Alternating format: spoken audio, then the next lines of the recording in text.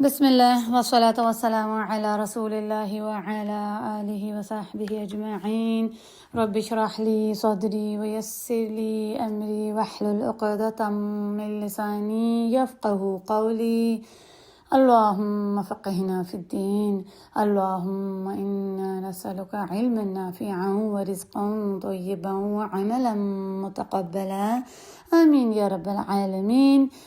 ہم سورۃ الانشقاق کے پچھلے لیسن میں اپنی پہلی دو آیات دیکھ چکے ہیں، اور انشاءاللہ تعالی آج کے لیسن میں ہم 3 سے 5 تک کی آیات دیکھیں گے، جو انہی پہلی دو آیات کی کنٹینویشن ہے، جس میں بتایا جا رہا ہے آخرہ کی نشانیاں، قیامت کی جو نشانیاں ہیں ان کے بارے میں، کہ جب قیامت آئے گی تو آسمان پھٹ جائے گا اور آسمان نے اپنے رب کی اطاعت کی ہوگی جو اس کا حق تھا۔ اب آیہ نمبر 3 کو ہم دیکھتے ہیں، وَإِذَا الْأَرْضُ مُدَّتْ، اور جب زمین پھیلا دی جائے گی، کھینچ دی جائے گی، سیدھی کر دی جائے گی۔ مدت جو ہے لفظ وہ میم دال سے نکلا ہے۔ مد کا مطلب ہوتا ہے کھینچ دینا، پھیلا دینا، کسی چیز کو مکمل طور پر لمبا سیدھا کر دینا، کہ اس میں کسی قسم کا بھی کوئی شکن، کوئی دراڑ نہ ہو، کوئی اونچائی نیچی نہ ہو، بالکل سیدھا ہو۔ جیسے دیکھیں کبھی آپ بیڈ شیٹ ہوتی ہیں، ان کو کھینچتے ہیں تو بالکل سیدھا، اگر دونوں کونوں سے پکڑیں اسے کھینچیں تو اس میں کوئی شکن نہیں رہتا، بالکل سیدھی ہو جاتی ہیں۔ کوئی بھی شیٹس آپ دیکھیں، یا پھر جیسے بچے کبھی پلے ڈو کھیلتے ہیں تو اس میں کیا کرتے ہیں، وہ جو اس کا جو بیلن ہوتا ہے چھوٹا سا، اس سے وہ بالکل سیدھا کر دیتے ہیں۔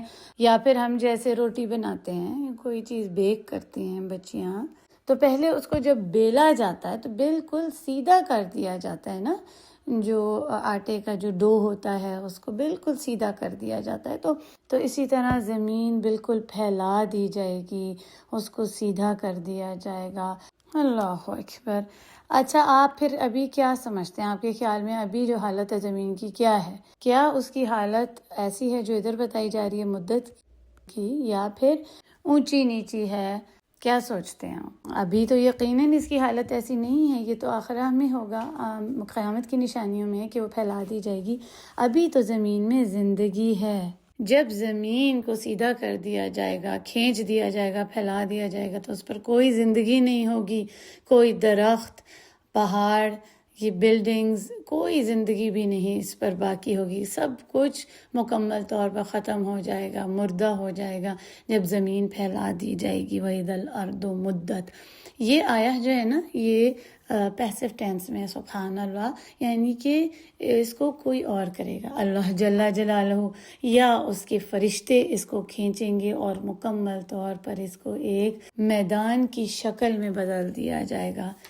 کچھ بھی نہیں ہوگا زمین پر باقی، زمین بالکل خالی ہو جائے گی، زمین سب کچھ اگل دے گی، خالی ہو جائے گی۔ جیسے کہ اگلی آیہ میں آتا ہے وَأَلْقَتْ مَا فِيهَا وَتَخَلَّتْ، جو لفظ القت ہے، القاء سے یعنی پھینک دینا، زمین پھینک دے گی جو بھی اس کے اندر ہے۔ جیسے کہ میں نے آپ کو بتایا، اگل دے گی، الٹی کر دے گی۔ تو زمین کے اندر ہے کیا؟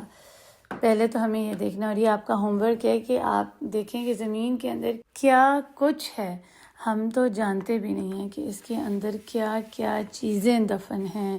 اور زمین، انسان تو زمین کی کھدائی بھی ایک حد تک کر سکا ہے۔ آپ کو پتہ ہے کہ جو سب سے گہری زمین میں کھدائی کی جا چکی ہے، وہ ریسرچ بتاتی ہے کہ 12,370 مائلز تک جا چکی ہیں۔ اس کے نیچے وہ کھدائی بھی نہیں کی جا سکی، کیونکہ اس کے بعد اتنا شدید ٹیمپریچر بڑھ جاتے ہیں، وہاں کی اتنی زیادہ حرارت ہے، اتنی گرمی ہے کہ وہ ڈرلنگ مشین کے لیے بھی مشکل ہے، اور اتنا زیادہ پریشر اور دباؤ ہے، اندھیرا ہے کہ وہ اس کے آگے جا ہی نہیں سکے۔ اللہ اکبر۔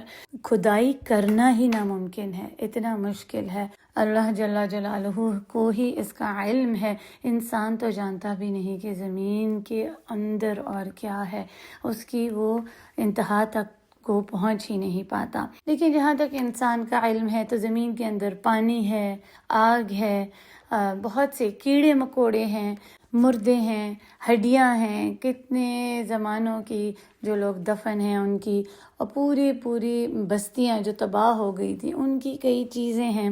اور پھر ہو سکتا ہے وہ قوم جس کا اللہ سبحانہ و تعالیٰ نے ہمیں بتایا آخرہ میں آئے گی، یأجوج و مأجوج، اور وہ بھی کہیں زمین میں چھپائی ہوئی ہو۔ تو سبحان اللہ، اللہ سبحانہ و تعالیٰ نے انسان کی نظر سے بہت کچھ چھپا کر رکھا ہے، جو انسان اگر دیکھ لے تو وہ پریشان ہو جائے، اس سے برداشت نہ ہو۔ تو جو کچھ بھی ہے جو اللہ جل جلالہ نے چھپایا ہے، جو اس کے علم میں ہے اور اس انسان کے علم میں نہیں، یا جو اس کے تھوڑے سے علم میں، وہ سب کچھ جو زمین نے سنبھالا ہوا ہے، اپنے اندر اٹھایا ہوا ہے، وہ سب کچھ اگال دے گی، سب کچھ نکال دے گی، خالی ہو جائے گی۔ وَتَخَلَّتْ، خا لام یا واو اس کی جڑ ہے تخلی۔ تخلی ہوتا ہے خالی ہو جانا، اور خالی بھی اسی سے ہے جیسے ہمارا اردو کا لفظ بھی ہے، ہمیں پتہ ہے خالی کیا ہوتا ہے، اور تخلت کا لفظ اس کے لیے بھی استعمال ہوتا ہے کہ جب بچے کی پیدائش ہوتی ہے اور عورت اس بوجھ سے خالی ہو جاتی ہے، تو اسی طرح زمین نے جتنے بھی بوجھ اٹھائے ہوئے ہیں وہ اس سے خالی ہو جائے گی۔ جو کچھ چھپا ہے وہ ظاہر ہو جائے گا، وہ باہر آ جائے گا۔ اسی طرح زمین کی جتنے بھی خزانے ہیں، نیچرل ریسورسز ہیں، اس کے مائنز ہو گئے، گولڈ ہو گیا، سونا ہے، قیمتی پتھر، اس کا جو تیل ہے جس کے پیچھے ملکوں میں لوگوں میں لڑائی ہوتی ہے، وہ سب کچھ زمین نکال باہر گرے گی، پھینک دے گی، لیکن اس دن کوئی ان چیزوں کے پیچھے لڑے گا نہیں، ان چیزوں کی کوئی وقت نہیں ہوگی۔ آج جو چیزیں قیمتی ہیں وہ اس دن بیکار ہو جائیں گی، کوئی ان کو لینا کیا، ان کی طرف دیکھنا بھی نہیں چاہے گا۔ ان بڑی بڑی چیزوں کو چھوڑیں، جن چھوٹی چھوٹی چیزوں سے ہم محبت کرتے ہیں اس دن اس سے بھی محبت نہیں کریں گے۔ وہ جو چیزیں ہم نے اپنے دل سے لگا کر رکھی ہوتی ہیں نا، چھپا کر رکھی ہوتی ہیں اپنی بیسمنٹس میں، اپنی کلازٹس میں، اپنے سیف میں، پیسہ ہو گیا، اپنی جیولری ہوگی، یا کوئی بھی ہماری ایسی چیزیں جو ہمارے لیے بہت قیمتی ہم انہیں چھپا کر رکھتے ہیں نا، اور کسی کو دینا نہیں چاہتے، شیئر تک نہیں کرنا چاہتے، کسی کو ضرورت ہو اپنے قریبی دوست، احباب، رشتہ دار، بہن بھائیوں کو، تو ہم صدقہ بھی نہیں کر سکتے، کسی کی ضرورت بھی پوری نہیں کر سکتے، کیونکہ وہ ہمیں بڑی پیاری ہیں، ہم تو انہیں چھپا چھپا کے رکھتے ہیں۔ اس دن ان کی کوئی قیمت نہیں ہوگی۔ کبھی ہمارے اپنے بچوں کو کوئی چیز پسند آ جاتی ہے جو ہمارے کسی دادا دادی ہمارے پیاروں نے دی ہوتی ہے، تو ہم ان کو دیتے نہیں ہیں کہ نہیں یہ تو بھئی مجھے ملی تھی، یہ تو میرے لیے قیمتی ہے، تم نے اس کی کیا قدر کرنی ہے۔ کسی کی ضرورت بھی پوری نہیں کرتے۔ تو ان آیات سے کیا ہمیں سبق حاصل ہوا ہے؟ الوقافات تدبریہ والعمل بالآیات، ان آیات پر تدبر کریں اور اپنے عمل میں لے کر آئیں۔ ایک تو تدبریہ یہی ہو گیا، اور عمل بالآیات کے ہم اس وقت سے پہلے صدقہ کر جائیں جس وقت صدقہ قبول نہیں ہوگا، جس وقت نیکیاں کرنے کا وقت ختم ہو جائے گا، تو اس وقت سے پہلے صدقہ کر دیں۔ چیزوں کو سند کے نہ رکھیں، بلکہ دینے والے بن جائیں۔ اگر کسی کی ضرورت ہے اس کو دیں، اگر اپنے بھی مانگتے ہیں گھر والے، بچے، اور کوئی قیمتی چیز ہے تو اس کی قدر کا ان کو بتائیں، اور اس کی اہمیت کیا ہے کہ وہ بھی احتیاط سے استعمال کریں، لیکن دینے والے تو بن جائیں اس وقت سے پہلے کہ جب واقعی حقیقی طور پر ان چیزوں کی کوئی بھی حیثیت نہیں رہے گی، تو اس وقت سے پہلے فائدہ اٹھا لیں۔ قرآن کی آیات کو سیکھنے، سمجھنے اور اس پر عمل کرنے کا وقت ابھی ہے۔ اس وقت کو ہم نے ضائع ہونے سے بچانا ہے۔ اللہ سبحانہ و تعالیٰ کے حکموں کو بجا لانے کا وقت ابھی ہے، اس کی فرما برداری کرنی ہے۔